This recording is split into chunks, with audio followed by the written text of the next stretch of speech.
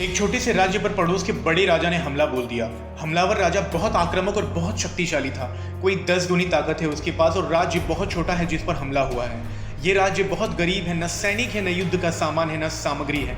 सेनापति घबरा कर बोला, मेरी सामर्थ्य के बाहर है कि मैं युद्ध पर जाऊं। यह जानते हुए कि अपने सैनिकों की हत्या करानी है और हार निश्चित है, मैं इनकार करता हूँ। मुझे क्षमा कर दे महाराज, मैं इस युद्ध में नहीं जा सकता। कोई मौका ही नहीं है जीतने का। 10 गुने सिपाही हैं, उनके पास 10 गुनी युद्ध की सामग्री है, आधुनिक उपाय है और हमारे पास कुछ भी नहीं है। हार निश्चित है, इसीलिए हार ही जाना उचित है। व्यर्थ लोगों को मृत्यु मार्ग पर भेजने से कोई फायदा नहीं है। राजा भी घबराया, वह भी जानता था कि बात सच है। सेनापति को कायर कहना उचित नहीं है। उसने बहुत से युद्ध लड़े हैं और आज पहली बार इनकार कर रहा है। और इनकार करने में कायरता नहीं काम कर रही है। सीधी बात है, साफ गणित जैसी बात है। 2 और 2 4 है जैसी बात है। हार निश्चित है।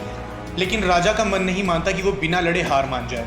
वो रात भर बेचैन रहा। सुबह उसने अपने वजीर को पूछा कि क्या करें, दुश्मन रोज आगे बढ़ते जा रहे हैं। उस वजीर ने कहा, मैं एक फकीर को जानता हूँ, जब भी मेरे जीवन में कोई उलझन आई है मैं उसी के पास गया हूँ। आज तक बिना सुझाव के कभी वापस नहीं लौटा।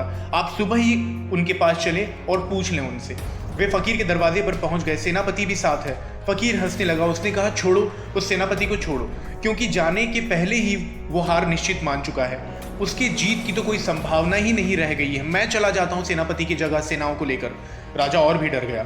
सेनापति अनुभवी है, अनेकों युद्ध में लड़ा और जीता है। ये फकीर जो तलवार पकड़ना भी नहीं जानता। लेकिन फकीर ने कहा, बेफिक्र रहो, 8 से 10 दिन के भीतर हम जीत कर वापस लौट आएंगे।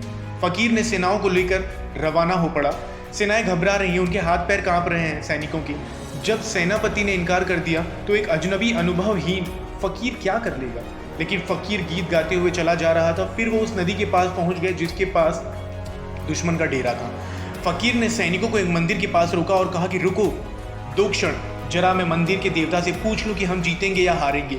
मेरी हमेशा ये आदत रहती है, जब कभी मुश्किल में पड़ा हूं इसी मंदिर के देवता से पूछ लेता हूं।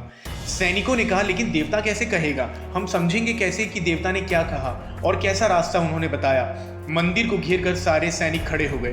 फकीर ने जब जेब से अपना एक चमकता हुआ सोने का सिक्का निकाला और कहा, हे प्रभु, अगर हम जीत कर लौटते हैं तो सिक्का सीधा गिरे, अगर हम हार कर लौटते हैं तो सिक्का उल्टा गिरे। और सिक्के को ऊपर हवा में फेंका। आकाश में सूरज की रोशनी में सोने का सिक्का चमक रहा है और सारे सैनिकों के प्राण अवरुद्ध हो गए, श्वास बंद हो गई है। अब ठगे हुए से वो देख रहे हैं कि सिक्का नीचे गिरता है तो क्या होता है। सिक्का गिरा है बिल्कुल सीधा। फकीर ने कहा, देखते हो, जीत निश्चित है। उसने सोने का सिक्का जेब में वापस रखा और सैनिक नए उत्साह और नए जोश और नई ऊर्जा के साथ युद्ध में कूद पड़े। 10 दिन बाद वो जीत कर वापस लौट के आए। मंदिर के पास आकर सैनिकों ने उस फकीर को कहा कि शायद आप भूल गए हैं, मंदिर के देवता को धन्यवाद तो दे लें। वह फकीर हंसने लगा और बोला, रहने दो, कोई खास जरूरत नहीं है। पर सैनिकों ने कहा, कैसी बात करते हैं आप। जिसने जीत का संदेश दिया उस फकीर ने कहा, छोड़ो, उस देवता का इसमें कोई संबंध नहीं है। धन्यवाद देना हो तो मुझे दे दो। उन सैनिकों ने कहा, तुम्हें।